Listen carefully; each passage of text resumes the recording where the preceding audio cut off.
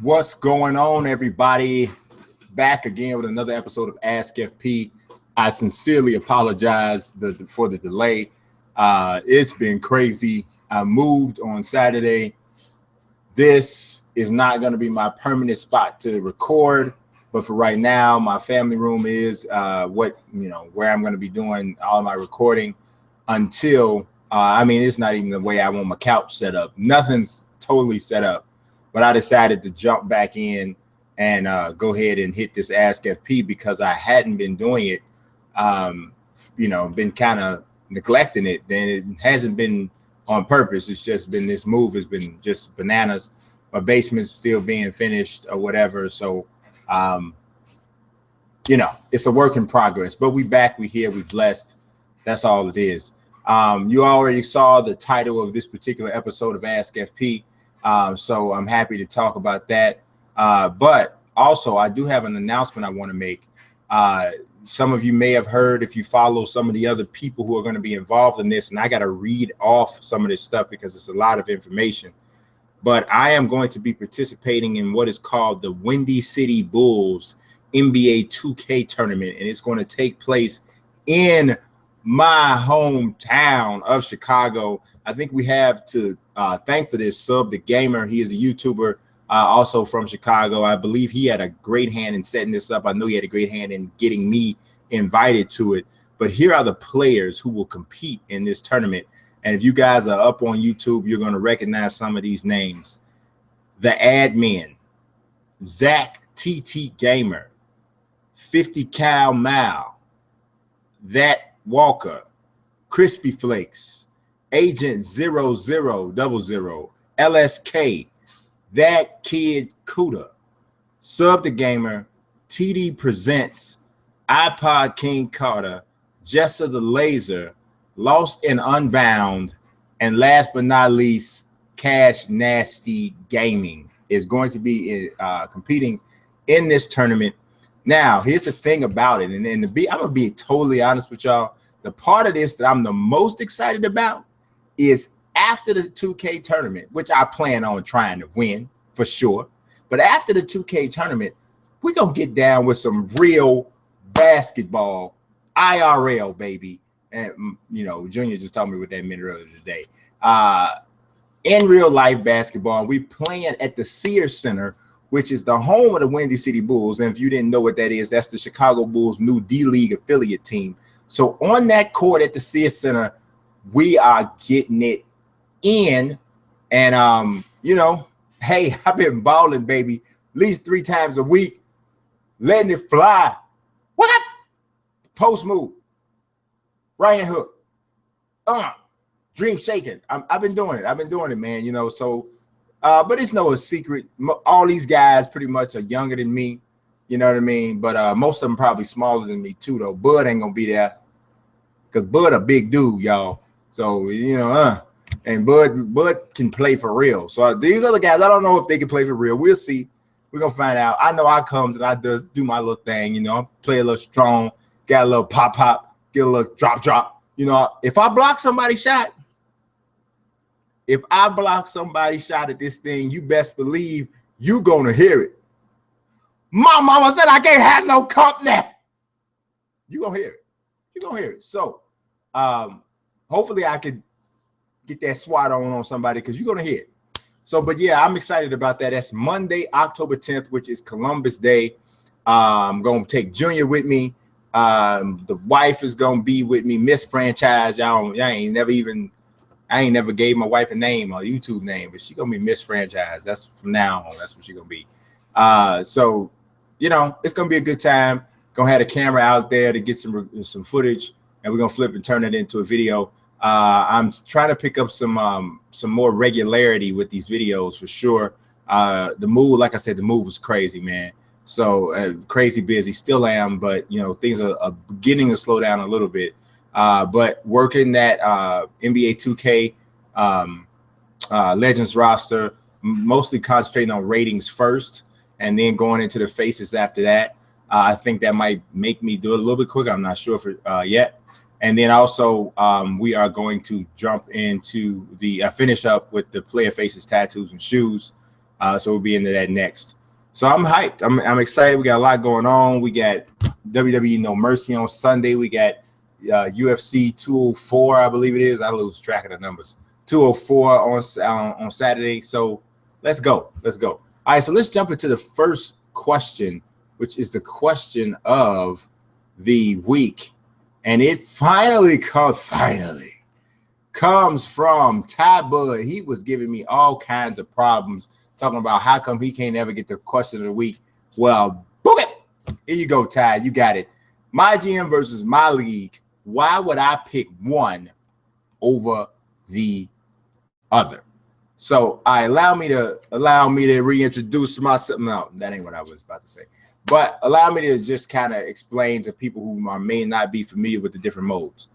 Both of them are franchise league modes, right? Franchise mode features. MyGM is one player only, right? So you pick one organization, you take over the role as a general manager. You have to manage players' morales, their personalities, their financial situations. We're also managing the financial situations around the organization, ticket prices, all that kind of stuff. So the whole shebang that you normally would do in an owner/GM mode, right? And you can use custom rosters. You can you can start off with custom rosters. You play through 80 seasons, and you're dealing with that whole thing. Now, in terms of the MyLeague can be up to 36 different users. So you can do it online, or you can do a local one. I mean, if you know 36 people, or if you want to play for all the different teams, you can do that. But obviously, that additional 6 teams would be from expansion, which you can do from the very beginning. Of course, you can use custom rosters and all of that for that as well. The reason why you would pick one or the other is because, say, for instance, you want to do all the franchise mode stuff, but you don't want to worry about player morale, and you don't want to worry about handling, the ticket prices and all that kind of stuff. And you just want to play the games and handle the trades and do the draft and, free agency and all of that. Then you would pick MyLeague, even if you were only going to play for one team. Now, if you want to play for more than one team, or if it's you and somebody else and y'all going to go through it together, then you have to pick MyLeague, because MyGM will not do it for you, because you're only going to get an opportunity to control one team. The reasons why you might pick MyGM is because MyGM allows you to do all of that extra stuff. It's more of a I don't want to say involved, but it's got more to it than just pure basketball on the court or front office decisions for personnel. You got to do everything, like I said, managing the morales and stuff like that of the players. And also, you're not as much in control of the structure of the league. So if you want to do some realignment and all of that, you won't necessarily be able to do that. You won't get a chance to pick when or how many expansion teams there are. In terms of league rules that change from season to season, you won't have an opportunity to say, hey, this is going to happen or that's going to happen. In MyLeague, you can override any rules decision. So MyLeague gives you a little bit more control, what I want to say, with a little bit less automated personality. And MyGM gives you a little bit of personality with a little bit less league control. So whichever one you're looking for there is the one to go with. Hope I answered that question properly. Next up, I believe that's me. Oh, we got old school hip hop memories just jumping off left to right today, don't we? It comes from Chicken Be Kicking. And he says, what event you think is the most controversial in the sports, in sports all time? For an example, Colin Kaepernick's kneeling, D Rose rape case, etc. Okay, I don't know. It depends on what you call or how you define a sports news, or a sports news event, or a sports event. Some people would argue that D Rose's rape case is not a sports event. Obviously, it's an athlete and it affects him. So along that relatively loose definition, in my opinion, the biggest sports story in of all time. Quite honestly, one of the biggest stories of all time, sports or not sports, is the O.J. Simpson case. Now, obviously, O.J. Simpson wasn't still an athlete at the time, but he was a retired NFL great. And I think that the murder trial, the O.J. Simpson murder trial, is probably the biggest story in American history, and definitely the biggest associated with an athlete. So that would be my answer. The next question is also from Chicken Be Kicking, and Chicken Be Kicking says, "What sport do you think is respected the most by people and media? Basketball, football, hockey, soccer, baseball, etc." I think that football, American football, is the sport that is the most respected by people overall. Soccer or world football is only, honestly, I mean, if you're talking about people in the United States, Americans still don't really follow soccer as much. It's unfortunate because the more I get acquainted with the game, the more I love it. I am a late comer in terms of soccer fan or world football fan, but I am really starting to dig it to the point where I believe my knowledge of the game is starting to grow. It started with my son playing soccer, to be honest.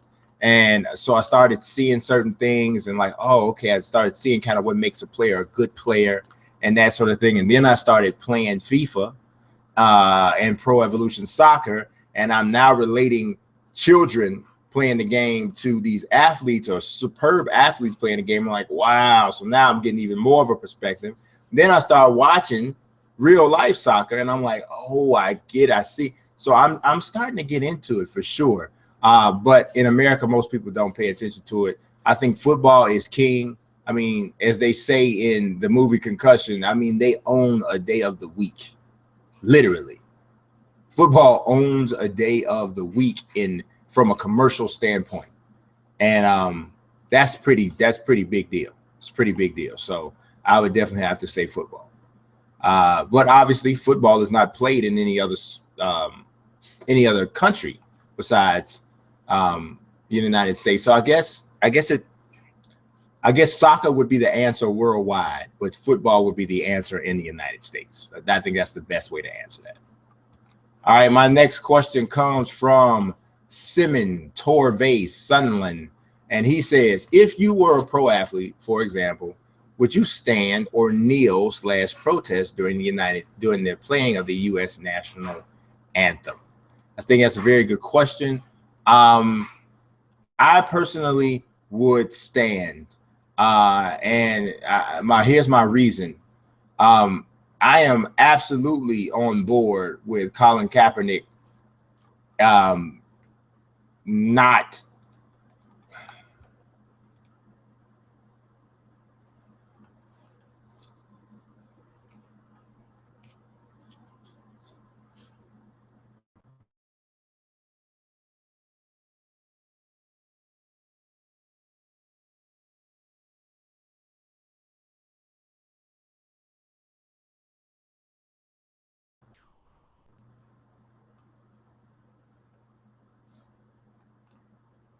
I think we just got lost for a second. I don't know what happened, but we went a little dead real quick.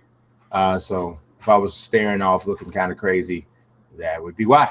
So basically, what I was going to say is I am absolutely on board with Colin Kaepernick protest.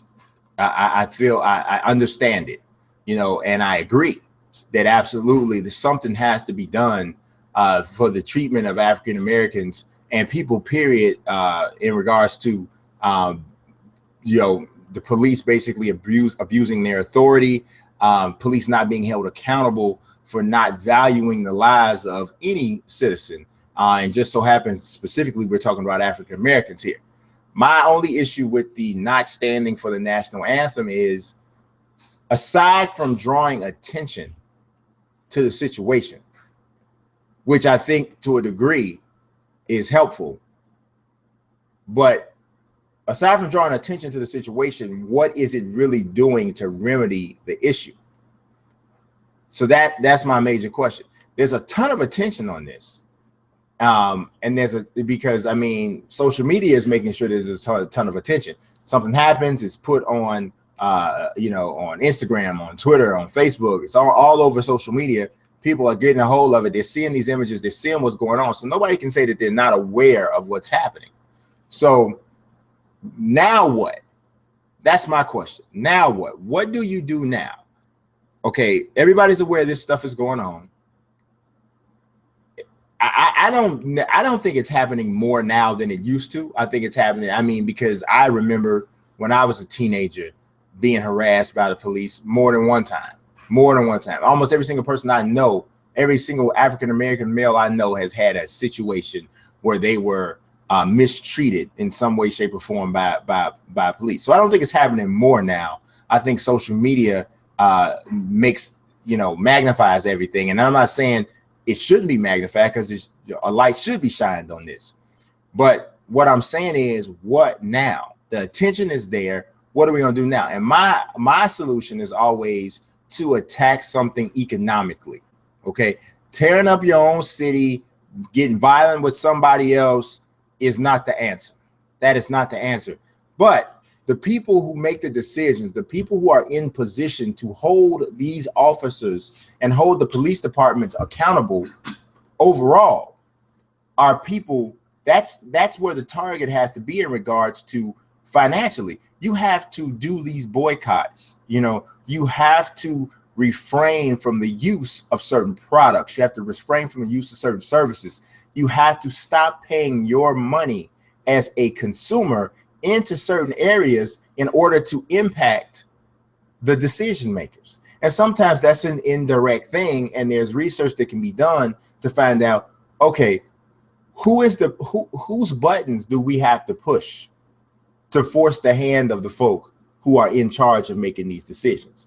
Because you may not be able to change someone's mind or their heart necessarily, not initially, but as a powerful consumer, you can force them to pay attention and force them to address your agenda when you begin to remove your money from a situation. I always say, if African Americans or people in the inner city period were to say, you know what, nobody is playing the lottery for 3 days, just 3 days, just 3, and let it be known that this is being done because we are unhappy with the treatment of African Americans, or we're unhappy with the condition of our schools, something to that effect.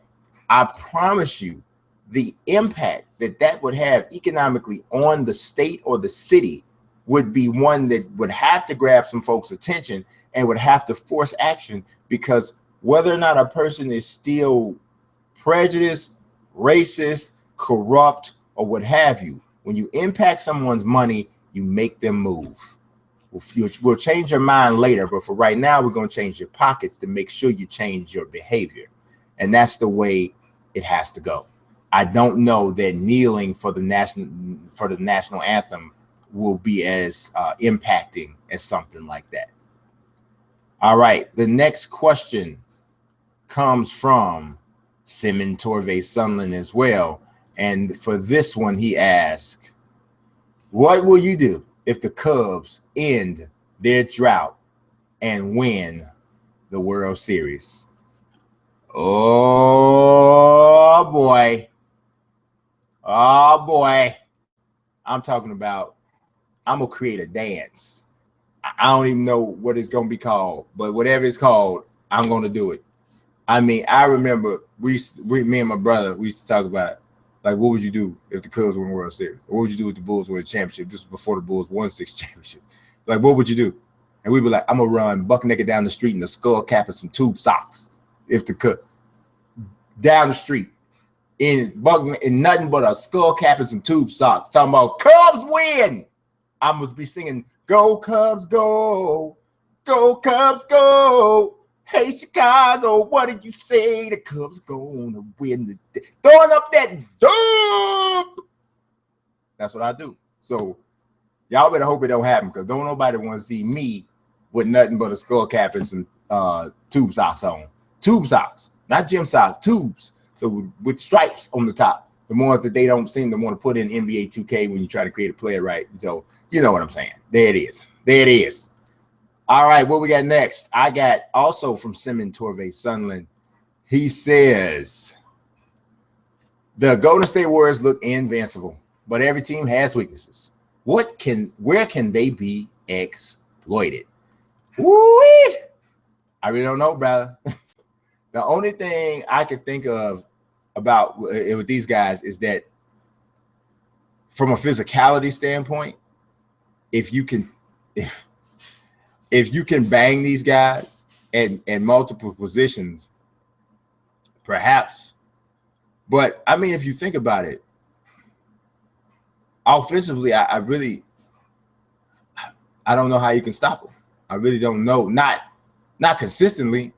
I mean, I was looking at them last night, and granted, this was just preseason, but I was looking at them last night against the Clippers, man, and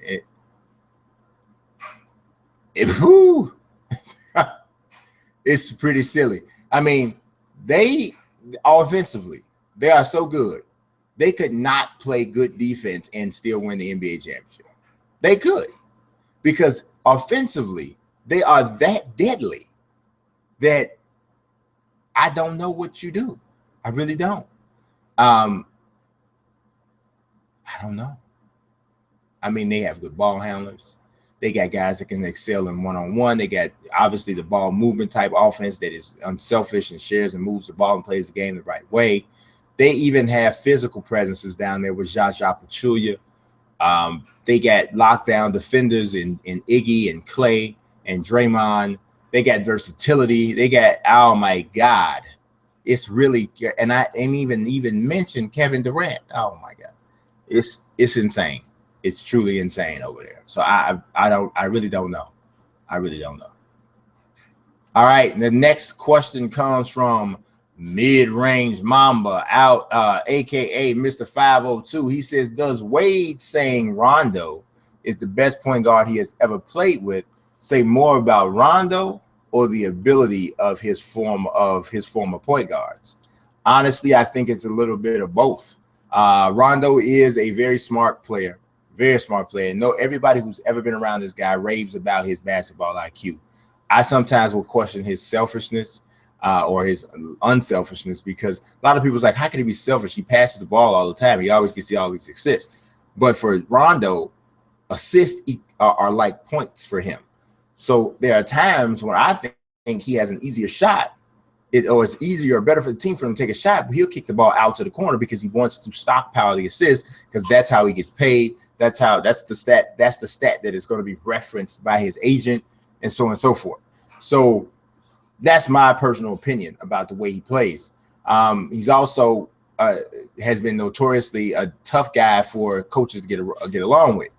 Also, he's not a great jump shot shooter. So those are the weaknesses in his game, but he's still an extremely talented playmaker. So I don't want to make it seem like, Wade saying that isn't a compliment to Rondo, because it is, because he is good. But when the best point guards that Wade has played with is Goran Dragic, Mario Chalmers, Norris Cole, and the like, and a 98-year-old Gary Payton, I kind of, and Jason Williams, I see both sides of that. All right, our next question comes from Weston Flores, and Weston Flores says, should Major League Baseball go with a real-life mercy rule to make the games a lot more unpredictable and shorter? No, not at all. I don't think that would accomplish either of those things. I don't think it makes the game unpredictable. If I'm beating you 10-0, there's nothing unpredictable about me saying the game's over. If anything, that's even more predictable. You leave a spot for some unpredictability, if that's even a word, if you let him play the game out and somehow a team comes back from a 10-0 lead, down 10 runs. So I don't think that accomplishes making the game less predictable. And as far as the other side of that, I mean, I don't. You said make it shorter. How many games are tended or would be would even qualify to be a mercy rule game? I mean, what are we talking about? 10 runs? How often do you see a team down 10 runs? That doesn't happen too much. So that I don't think that's going to do much for the speed of the game. See, I'm the type of person, I don't want to mess with baseball. I love baseball. I like it the way it is. Baseball is not for everybody, and there's no sport that's for everybody. And I just want people to leave baseball alone. Leave it alone. For the most part, I mean, there's a couple of things that's kind of stupid, but I don't think it's stuff that has to do with the rules. I think it's like these unwritten rules, these unwritten cultures. Like if you pose at the plate, then that means the pitcher has the right to drill you in the back. That's the kind of stupid stuff I think should be gone. But as far as written rules, I love the game as it is, and I don't think people need to keep messing with it. If you don't want to sit there for 4 hours and watch baseball, then go watch something else. But I don't want to make the game 2 hours, and now you changed up everything about the game because we live in a world where people got the attention span of a gnat. Watch the game, man. Shut up. All right. The next question comes from Von Respa Jr. And Von Respa Jr. says, buy or sell, who had the better career, or who has had the better career, or who is in the midst of the better career, Triple H or John Cena? I mean, if we're just talking about in-ring wrestling and not the business aspect of it, I would definitely have to say it's John Cena. Has won more titles, was great for long, has been great for longer, definitely. But then you throw in the business side. I mean, the man married the woman and owned the whole doggone thing. I mean, how, bang. That's tough to compete with, But just as far as a career, I'd have to say John Cena. Obviously, Triple H has had a great career, but I don't think there's that many people who have had a better career than John Cena. I mean, John could not give out one more AA, and he's still, oh my God, type of a career. So there it is. All right. Our next question comes from, let's see. We got about 5 questions left here. Our next question comes from Rayshawn, and Rayshawn says, do you think a mode similar to, I love this question. Do you think a mode similar to 2K Pro-Am or the Park could work in Madden? It sounds kind of intriguing in my opinion. You know what? When the first time I read this question, Rayshawn, I thought about it for a second, and my first response was, oh, no way. Absolutely not. I don't like that. I don't think it's going to work at all. Because, you're thinking about, well, who's playing offensive line? Because nobody wants to play offensive line. You know what I'm saying? Unless you say, well, those are drones or whatever. You know what I mean? Like that sort of thing, which could work. But the thing that really intrigued me about it, because my next question was, well, who calls the plays? Does it automatically the person that's playing middle linebacker call it for the defense? Automatically the person that's playing quarterback call it for the offense? I think it would be really dope if it was 12 on 12 with a head coach for both teams online, and that person is in charge of calling the plays. That would be straight fire, baby. Now, I don't know how many, some people want to play the game or whatever, but man, if you had a coach calling plays and then everybody just out there had to execute based off the play that was called, man, that would be fire, man. That would be really good. But, it's the type of, here's the thing about football in that multiplayer online situation. There's a lot of time where the ball or whatever is not going to be by you, or you're not going to be involved in the play itself. So a lot of people, like we just talked about attention span, a lot of people are going to be like, I'm playing wide receiver. Dude ain't threw me the ball in 5 plays. I'm checking out. I'm pulling the plug. I'm getting out of here. So you're going to have that. Offensive linemen never get the ball. So whoever decides to pick those guys, if it's not drones, are just going to be whatever. And then, then you got the drone. I think it could work, but I don't know. I mean, you look at games like FIFA. FIFA has the 11 on 11, multiplayer online, and I guess it's similar there. But what makes it a little different, and then here it is. What makes it a little different is this: do you play offense and defense? So if you're a left tackle, are you automatically a defensive or a right end on defense, or are we talking about having 44 people online? So I don't know how that works exactly, but some aspect of it is somewhat intriguing. All right, the next question comes from Jared Young, and Jared Young says, who do you think the top candidates for NBA Most Improved Player will be? I got two names for you. And the first one is D'Angelo Russell. I think dude is ready to really ball out and show you what he could have done last year. I mean, he didn't have a bad, horrible rookie year, but I think he's in position to potentially grow his per game scoring average by somewhere between 4 to 5 points. I think the assists will go up a little bit. I think he's going to really, really benefit from Kobe leaving, to be honest, and get an opportunity to be more of himself. Another name is Doug McDermott. I don't know. I feel like Doug McDermott is going to have a good season playing with Jimmy Butler, Rajon Rondo. Well, we played with Butler last year, but playing with Rondo and Dwayne Wade, especially once those guys find their chemistry. I think that's that. I think those two names are the two that stick out to me most for NBA Most Improved Player. Next question also comes from Jared Young, and he's straight and to the point. He wants a prediction for Bisping versus Dan Henderson 2. That's the main event of this weekend's UFC pay-per-view card, UFC 204. And all of the money, the betting odds are on Bisping, and that makes total sense. Dan Henderson's 175 years old. And, it's hard to win when you're that old. No, I mean, literally, Dan is well into those 40s. And does he still have big power in his right hand? He does, but he's not. His chin is not quite as granite as it was before. I don't know if Bisping can knock him out, but you always have the home run threat with Dan because Dan has the big overhand right. But everybody knows that's coming. Bisping has always had good footwork. He did get knocked out by Dan Henderson in their first fight, but that was a long time ago. I'd have to go still with Bisping. I'd have to go with Bisping by decision. I don't think he stops Dan, but I think he beats him in a decision of pretty lopsided, unanimous decision.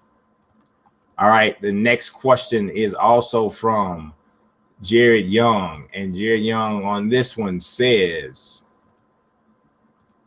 who do you think is the best point guard in the 2017 draft class? Well, obviously, we haven't seen some of those freshmen, and there are a lot of good freshman point guards. But the one that sticks out to me is Dennis Smith Jr. He is the son of the former Denver Broncos safety. He's a freak athlete, baby. 6'3" point guard, big time bounce. His game puts me a little bit in the mind of a cross between Stephon Marbury and Russell Westbrook. Yeah, that's pretty high praise. But that when you see him athletically and the level of ferocity that he plays with, I see both of those types of athletes. He may be a little bit more natural point guard than both of them, but from an athletic standpoint, that's the type of bounce I see. Now, as far as guys who were in college last year, I really like Monty Morris of Iowa State.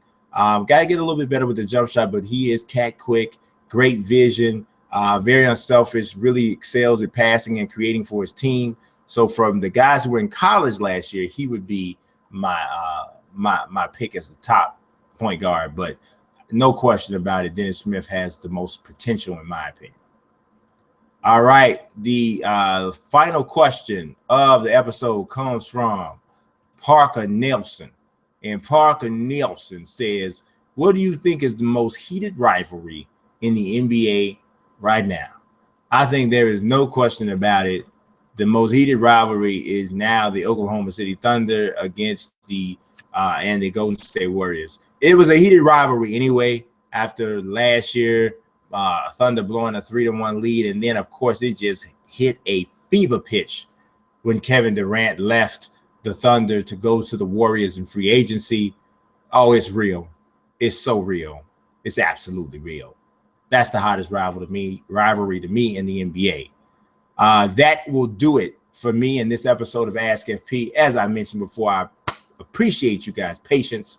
All of the people who came out to Ask FP and to listen to me answer the questions, I sincerely appreciate you guys. As always, God bless and peace.